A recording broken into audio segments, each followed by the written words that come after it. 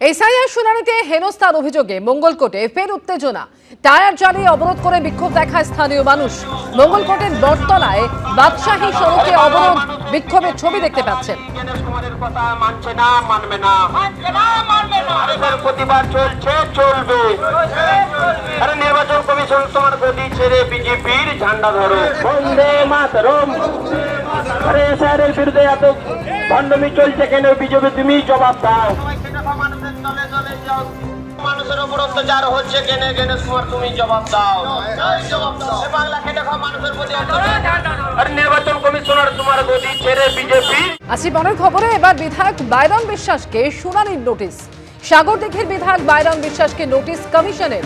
শনিবার বিধায়কের হাতে নোটিশ তুলে দেন বিএলও। 24শে জানুয়ারি শামশেরগঞ্জ বিডিও অফিসে হাজির হতে তাকে নির্দেশ দেওয়া হয়েছে। আর এই নোটিশ পেয়েই ক্ষোভ বিধায়ক বাইরন বিশ্বাসের। আমি জনপ্রতিনিধি, আমার সমস্ত নথি প্রশাসনের কাছে রয়েছে, তারপরও কেন নোটিশ দেওয়া হলো এই প্রশ্ন তুলেছেন তিনি। 6 জনের বাবার নাম এখনই ডাকা হচ্ছে শুনানিতে। বাইরনরা 6 ভাই বোন, সেই কারণেই তলব করা হয়েছে বলে খবর কমিশন সূত্রে।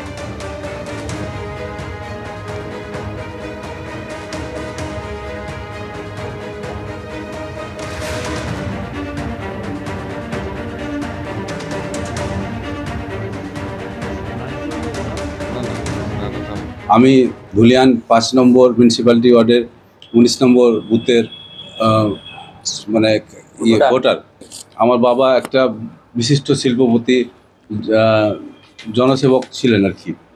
তো তা থাকা সত্ত্বেও আমাদের একটা বিশাল পরিচিতি পুরো পশ্চিমবাংলায়।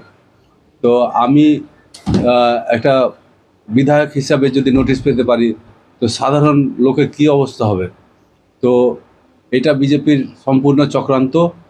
এই চক্রান্ত ওরা সাকসেস করতে চাইছে। আগেই ওদের একটা টার্গেট দিয়ে দিয়েছিল যে প্রায় 1.5 কোটি ভোটার বাদ যাবে। ওটা নিয়ে ওরাকে এটা সম্পূর্ণ ফিল আপ করার চেষ্টা করছে। আমি বিধায়ক বাইরন বিশ্বাসের অফিসে এসেছিলাম ওনাকে হিয়ারিংয়ে নোটিশ দিতে। আমি 56 শামশেরগঞ্জ বিধানসভার 19 নম্বর পার্টের বিএলও। তো তিনি আমারই পার্টেরই একজন বাসিন্দা প্লাস ভোটার। সেই সূত্রে ওনাকে আমি বিএলও হিসাবে নোটিশটা দিতে এসেছিলাম। হ্যাঁ, উনি রিসিভ করেছেন। ওনার হিয়ারিং 24 তারিখ। এসআইআর শুনানিতে হয়রানির অভিযোগে আমডাঙ্গা নৈহাটি রোডেও বিক্ষোভ দেখায় এলাকার মানুষ। রাস্তায় টায়ার জ্বালিয়ে আমডাঙ্গা নৈহাটি রোডে বিক্ষোভ দেখায় তারা। বিভিন্ন জায়গার ছবি আপনারা দেখছেন। মঙ্গলকোট, বগড়াহাট, আমডাঙ্গা এবং অশোকনগর। এসআইআর এর শুনানির নামে হেনস্থার অভিযোগে জায়গায় জায়গায় বিক্ষোভ, পথ অবরোধ।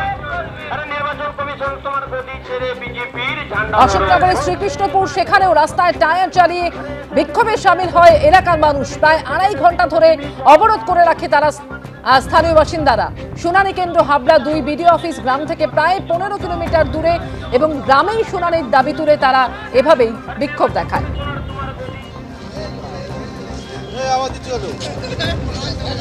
এলাকা মানুষের মধ্যে একটা চাপা উত্তেজনা, চাপা ক্ষোভ আছে।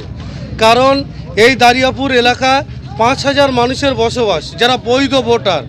একটা ভোটও রোহিঙ্গা না, একটা বাংলাদেশ থেকে আসেনি। এই ভোটার স্বাধীনতা সংগ্রামী আন্দোলনের সঙ্গে দারিয়াপুরের আমার দাদুর আমল থেকে তারা স্বাধীনতা সংগ্রামের আন্দোলনের সঙ্গে যুক্ত।